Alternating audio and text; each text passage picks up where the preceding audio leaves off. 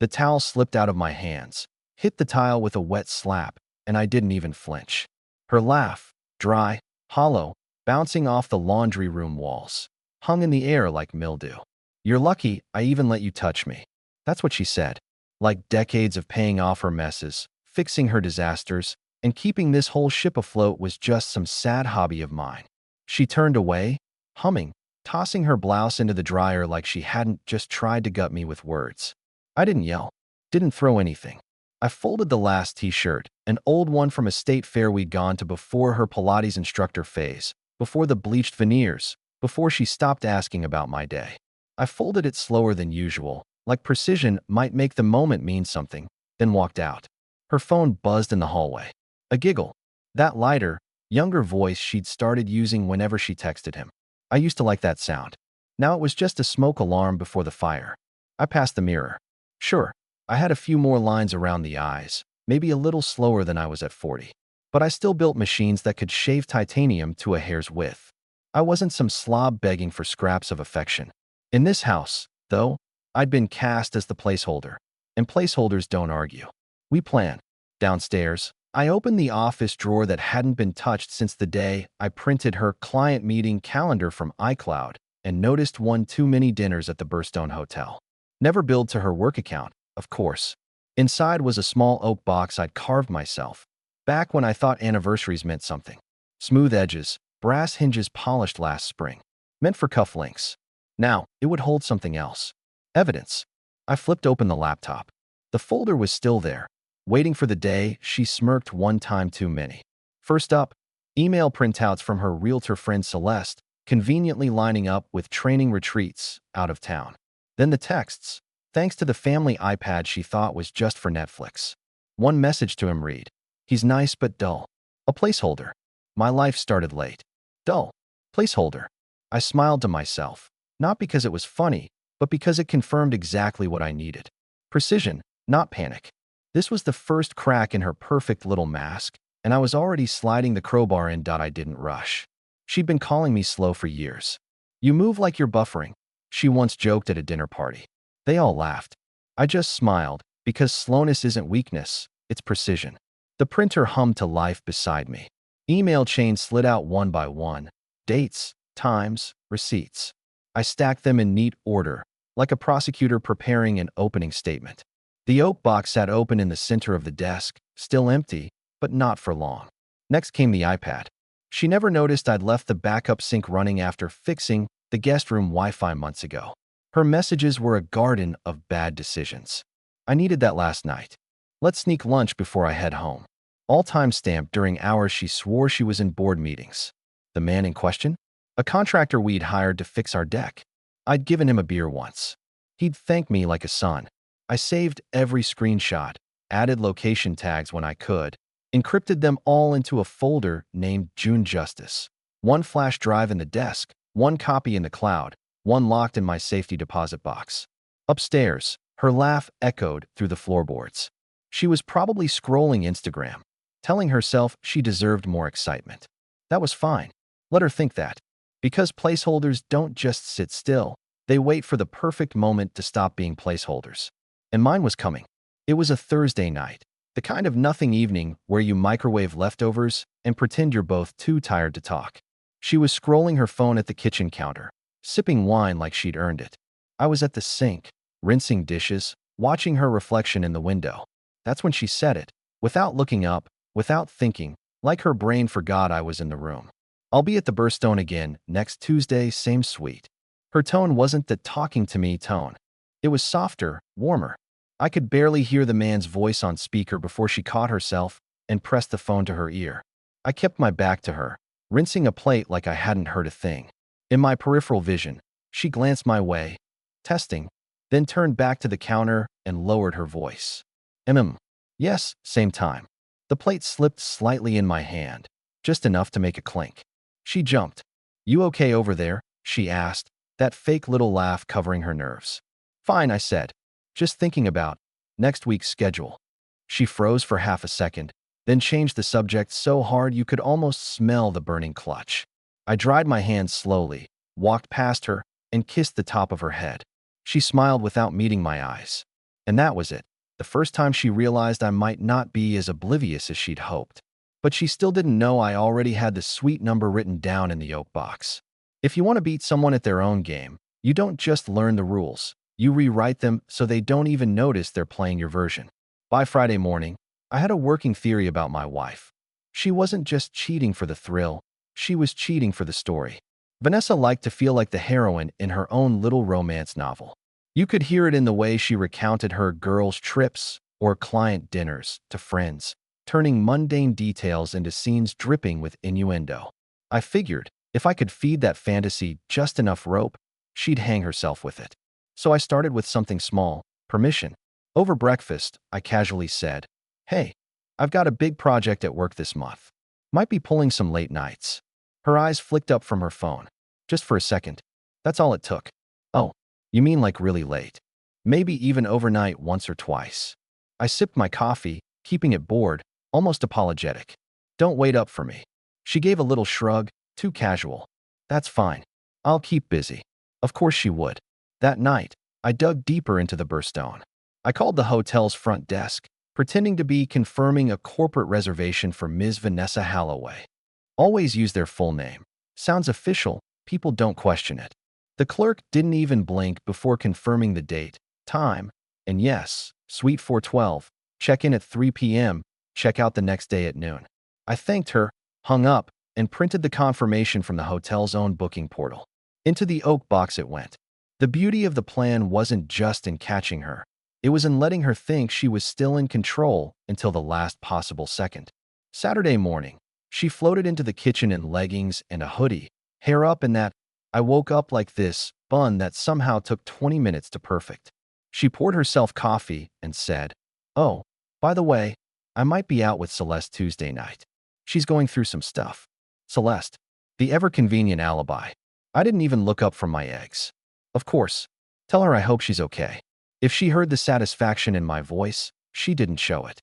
The next 72 hours were pure theater. I left my work laptop open just enough for her to see my late shift schedule spreadsheet. The sheet was blank except for fake entries. I mentioned in passing how nice it was to have a little breathing room at work. I even left my gym bag by the door like I might sneak in a workout after hours, another old excuse she'd used on me. By Monday night, she was practically humming with anticipation. I could tell by the way she triple-checked her nails and hair before bed, even though we weren't going anywhere. She kissed me goodnight, lingered half a second longer than usual, guilt kiss, I call it, and rolled over. Tuesday morning, I left the house in my work clothes, lunch packed, briefcase in hand. I drove exactly 3 miles, parked in the back of a 24-hour grocery store lot, and waited. At 9:17 a.m., her car pulled out of the driveway. She wasn't wearing work clothes. She wasn't wearing Celeste brunch clothes either. No, this was the black dress. The one I'd only seen her wear twice. Once to a wedding, and once on a night I didn't come home from the plant until after midnight. I followed at a distance, careful at lights, taking side streets when I could. She didn't even glance in the rear view. She was too busy touching up lipstick at stop signs.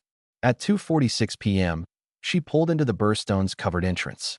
A man stepped out from the passenger side, Mr. Deck Contractor himself. They didn't rush inside. They strolled, like a couple on vacation. I let them disappear into the elevator before I moved. The Burstone lobby smelled like lavender and ambition. I approached the desk, flashing a smile at the same clerk I'd spoken to on the phone. "I'm with Suite 412, Vanessa Halloway's party." She asked me to drop something off. "Could I have a key?" The clerk hesitated. I slid a folded $50 across the counter. "She's expecting me." The key card was warm in my palm. I didn't go up. Not yet. I sat in the lobby cafe, ordered a coffee, and waited exactly 20 minutes. Enough time for them to get comfortable. Then I went upstairs. The suite was quiet when I tapped the key card. Lights low. I stepped inside, closing the door softly behind me. From the bedroom, faint laughter. Water running in the bathroom. I didn't have to see them. I didn't want to. My goal wasn't confrontation. Not yet. My goal was documentation. I pulled a small GoPro from my coat pocket, set it on the dresser facing the bed, and hit record. 5 minutes later, I slipped out the door, leaving the key card on the floor in the hallway. That night, I was at the kitchen table when she came home, hair damp, smelling faintly of the Burstone's lavender soap. How's Celeste? I asked without looking up from my laptop. She paused mid-step. Oh, she's better. We just had a quiet night in. I smiled, closed the laptop, and said, good. I'd hate for her to be caught in something compromising. For a fraction of a second, her pupils tightened. Then she forced a laugh. What's that supposed to mean? I shrugged. Nothing. Just, you never know who's watching these days. She went to bed early that night. The next morning, I uploaded the GoPro footage to an encrypted cloud folder, along with every email, text, and receipt in the oak box. I labeled it for review and shared the link with exactly 2 people, my lawyer and myself. It was no longer about just catching her. This was about leverage. I'd built a career on understanding timing. When to close a deal, when to hold, when to walk. And I knew one thing for sure. The longer she thought she was winning, the harder she'd fall. Tuesday had been her first real slip. She just didn't know it yet. The trick to dismantling someone like Vanessa isn't to hit them head on. It's to let the air leak slowly out of their perfect little balloon until they're floating an inch from the floor and don't even realize they've lost altitude. By Thursday, I'd already decided on the first leak. It started with her credit card. Vanessa loved her personal Amex like it was a second passport. The spa visits, the boutique pop-ups, the overpriced candles that smelled like someone's idea of Italian vacation and burned down to nothing in 2 nights. All of it went on that card. She liked to think of it as her money, even though the bill landed on my desk every month. So I called the bank and had the limit trimmed by 80%. Not canceled. That would be too obvious. Just tightened. Enough to make one of her little impulse trips to the register an exercise in public humiliation. The second leak was subtler. Vanessa thrived on attention. Not from me.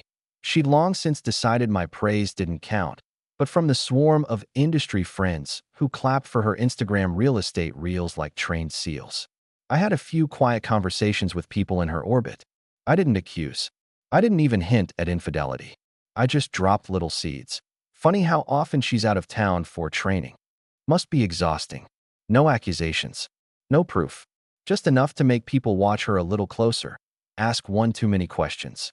By Friday, I noticed her scrolling her phone longer than usual, frowning at messages she didn't read aloud. Friday night, she staged her own little performance. Tight dress, red heels, the same ones from the oak box photos. And that "you'll be asleep before I'm home" perfume. She told me she had another girls' dinner with Celeste. I didn't stop her. Didn't even ask where. I just looked up from my book and said, have fun. What she didn't know was that her car now carried a GPS tracker the size of a matchbox, tucked neatly inside the lining of her trunk. Legal, since the title was in both our names. She drove to a restaurant across town, parked 2 blocks away, and met the contractor in the shadow of an alley like it was some kind of spy movie. I watched the little red dot move on my phone as they spent 2 hours inside a place that didn't even take reservations. Saturday morning, I played my part. How was dinner? I asked over coffee. Oh, it was great. Celeste needed a night out, she said, stirring cream into her mug without looking up. Glad you could be there for her, I replied. Must have been nice. Mandolin Grill's a good spot. Her spoon froze mid-stir. What? I shrugged. Mandolin Grill. You mentioned it. She blinked at me, just long enough for me to know she hadn't. Oh, right. Yeah, that's where we went. Of course it was. That afternoon, I made the third leak. It involved her client gift stash, a closet full of branded wine openers, mugs, and thank you baskets she gave to people who closed with her. I went through every invoice for the last 3 months and found 6 creative expense reports. A spa day for closing client, a hotel networking event, a designer scarf for conference lead. All of them matching receipts I'd already seen in the oak box evidence. I didn't send them to her broker, not yet. I just copied them into the June Justice folder, timestamped, and printed hard copies for my lawyer. That night, she came into my office while I was sorting papers. What's all this? She asked, nodding toward the neatly stacked piles. Just getting organized, I said. Makes it easier when you have to make big decisions. She laughed like it was nothing, but her eyes lingered a second too long on the oak box before she left. Sunday was when I decided to test the walls. We were in the kitchen, sunlight streaming through the blinds, making the dust motes look like lazy fireworks. She was pouring herself a mimosa, still in her robe. You ever think, I said casually, What you'd do if you had to start over tomorrow. She looked at me sideways. Start over how? You know? New job. New everything. She took a slow sip, her eyes not leaving mine. Why would I need to do that? No reason, I said. Just curious. She set her glass down a little harder than necessary and changed the subject. That week, she grew restless. I could see it in the way she triple-checked her phone when she thought I wasn't looking, the way she'd pause mid-scroll to glance toward my office, as if she might catch me in the act of something. She even started asking about my schedule, in that too casual way. So, you busy this Thursday night? Oh, probably. I'd answer without elaborating. Let her wonder. By Thursday, I made the fourth leak, this one for my own entertainment. I scheduled a meeting at the Burstone, a legitimate one, with a supplier. I made sure the reservation was under my name, Suite 412, the same suite she thought was her private playground. When she saw the confirmation email open on my screen, her mouth actually parted for a second. Why are you staying there? Easier than driving back late, I said. And they gave me a great deal on the suite. She didn't touch her dinner that night. I checked in the next day at noon, dropped my briefcase in the room, and left. Never even stayed the night. But I knew she'd be chewing on it the whole time, imagining me in her space, wondering what I knew. That was the real leak, the doubt.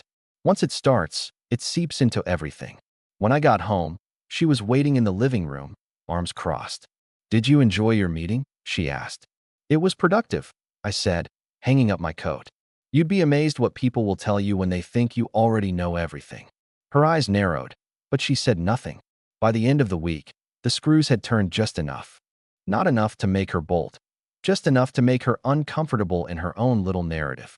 That was the point, because the longer she squirmed, the more mistakes she'd make. And the more mistakes she made, the easier it would be to finish this without ever raising my voice. If there's one thing I knew about Vanessa, it's that she hated the feeling of being cornered. She thrived when she was the one doing the cornering, pressing people into emotional submission with that combination of sweet smiles and cold logic she thought made her untouchable. But the thing about putting someone like her under quiet pressure is they always reach a point where they try to flip the script. And when they do, they usually hand you the win without even realizing it. That moment came on a Wednesday. I'd been working late 2 nights in a row, which in reality meant I sat in a cafe across town with my laptop, reviewing the oak box folder and tightening my timelines. The pressure leaks I'd planted, credit limits slashed, whispers in her circle, the Burstone mind game, were starting to show in her eyes. She'd started over-explaining her day without being asked, which was very unlike her. So when I walked through the door Wednesday evening, and she was already at the dining table with 2 glasses of wine poured, I knew she'd decided to make her move. Sit, she said, smiling just a little too warmly. I did. Took a sip of the wine without breaking eye contact. I've been thinking, she began. We've both been distant. Busy. Maybe it's time we reconnected. A weekend away, just us. I said, swirling the wine in the glass. Where? The Burstone, she said, without even flinching. I nearly laughed. Here she was, trying to reclaim her little playground. Invite me into the scene of the crime as if that would somehow make it neutral ground. That's an interesting choice, I said, keeping my voice even. It's close, it's nice, and it has history for us, she replied. We could use some of that, don't you think? I nodded slowly, hiding the fact that in my mind, alarms were going off like a fire drill. She wasn't trying to heal anything. She was trying to control the narrative, get me into that suite on her terms, let her frame the space as a symbol of us, so that any mention of it later could be painted as paranoid suspicion on my part. Smart, but not smart enough. I told her I'd think about it. She smiled, sipped her wine, and went back to scrolling her phone like she hadn't just made a calculated move. The moment she left the room, I pulled up the hotel's booking portal on my laptop. Sure enough, Suite 412 was already reserved for the weekend she mentioned, by her. Not us. Just her. I didn't cancel it. I didn't even call the hotel. I just made a second reservation for the same weekend, under my name, in Suite 410, 2 doors down. The next 2 days, I played along. Let her drop little hints about our trip. Let her act like she was reeling me back in. She even bought a new dress and left the tags on just a little too obviously in the shopping bag. Friday night, she kissed me on the cheek before bed and said, "This weekend is going to be good for us. You'll see." Oh, I'd see, all right. Saturday afternoon, I left for the hotel an hour before she did. Checked into 410, unpacked my small overnight bag, and set up two small cameras. One pointed at the hallway outside my door, the other angled to catch the entrance to 412 from a slight distance. By 3:15 p.m., she arrived. She wasn't alone. Through the peephole, I watched her and the contractor walk to 412, his hand at the small of her back like he owned it. They disappeared inside without knocking. For the next few hours, I kept busy. Went for a walk. Grabbed dinner at the bar downstairs. On the way back up, I bumped into a hotel staff member I'd tipped earlier, who confirmed that housekeeping had been told not to disturb 412 until noon the next day. At 9:45 p.m., I got what I'd been waiting for. The contractor leaving alone, dressed in the same clothes he'd arrived in, carrying nothing. Vanessa stayed behind. I gave it 30 minutes. Then I knocked on her door. She answered in a silk robe. Hair slightly mussed, eyes widening just a fraction before she pasted on a smile. "What are you doing here?" she asked, voice light but pitched too high. "Thought I'd surprise you," I said, leaning against the doorframe. "You mentioned a weekend away. Didn't realize you'd already started without me." She blinked, recalculating. This isn't." I held up a hand. "Relax. I'm not here to fight. Just thought I'd drop something off."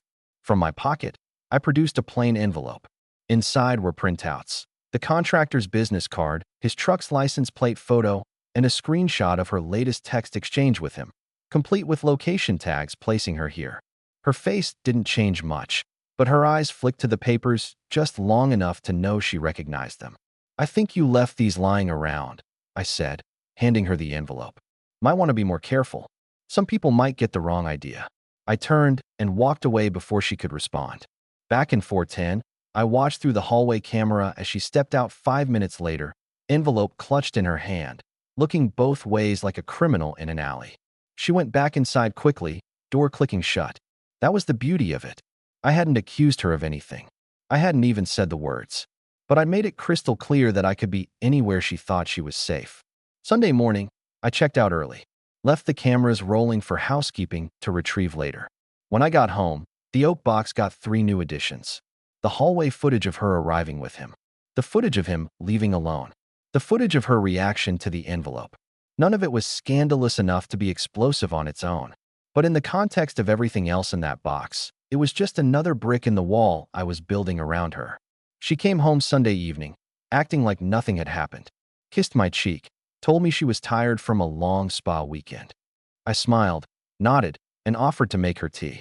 She accepted, because that's what people like her do when they think they've smoothed things over. They accept small kindnesses without realizing they're walking willingly into a trap. By Monday, I knew she was going to escalate. She'd either try to push me into a public blow-up so she could play the victim, or she'd try to regain full control by changing the terms of our marriage entirely. Either way, she'd have to make the next move. And I'd be ready. The following Friday, she made her big move. She sat me down in the living room, wearing her most serious realtor face, and said, "I think we should separate for a while. No lawyers yet, just space." Translation: she wanted me to move out quietly, without touching the accounts, so she could keep her lifestyle and play house with the contractor without court filings hanging over her head. I nodded slowly, the way you do when a child is explaining why they ate the last cookie. "Okay," I said, "but if we're doing that, we're doing it properly. Let's sit with a mediator. Divide things fairly." She hesitated, exactly what I'd been waiting for. Mediators meant paperwork. Paperwork meant a financial picture she wasn't ready to reveal. "Why can't we just agree between ourselves?" she asked. "Because," I said, "agreements are easier when they're written down." That night, I emailed my lawyer. He'd had the June justice file for weeks, but now I told him, it's go time. Over the next week, we prepared for our separation. I moved some clothes into the guest room and made a show of browsing apartment listings. She looked relieved, thinking her plan was working. Meanwhile, my lawyer quietly filed for divorce on grounds of adultery. In our state, with the evidence I'd gathered, that meant a very different split than she'd been picturing. I didn't tell her right away. Instead, I triggered the pinch, froze the joint account we used for her business expenses, notified the credit card company of possible fraud, attaching those creative spa receipts, and pulled my name from her brokerage line of credit. The call started within 48 hours. First the credit card company, then her broker, then her industry friends, who were suddenly not as warm as they used to be. Vanessa's smile started to look like it was made of glass. The morning the process server arrived, she was in the kitchen making coffee. He handed her the envelope, wished her a good day, and left. She tore it open, skimmed the first page, and looked up at me. "You filed for divorce?" "Yes," I said. "And I'm asking for the house, the lake cabin, and half of your brokerage shares." Her mouth opened, closed. "You can't." I slid the oak box across the counter. "That says I can." She opened it. Emails, texts, photos, GPS logs, hotel receipts, footage from the Burstone hallway. And on top, the printout of her suite reservation for the weekend she'd invited me to reconnect. Her face went pale. "You've been spying on me?" "No," I said. "I've been protecting myself from you." She pushed back from the counter, tried to summon the old fire. "You'll ruin me." I smiled. "No, Vanessa. You ruined yourself. I'm just filing the paperwork." The settlement happened faster than I expected. She didn't want a public trial. Not with that oak box ready to go into evidence. I walked away with the house, the cabin, my retirement intact, and a quiet clause that she'd never contest custody of the dog, her idea, thinking it would hurt me. I liked the dog more than I ever liked her. She moved into a condo across town. The contractor didn't last. Someone told me he's working 2 jobs to cover the lease she insisted on. A month after the ink dried, I took the oak box to the backyard fire pit, watched the paper curl and blacken until it was just smoke and memory. Not because I forgave her, not because I wanted to forget, but because the box had done its job. When people ask me how I got over what she did, I tell them the truth. I didn't get over it. I just got ahead of it. And I stayed there until the end.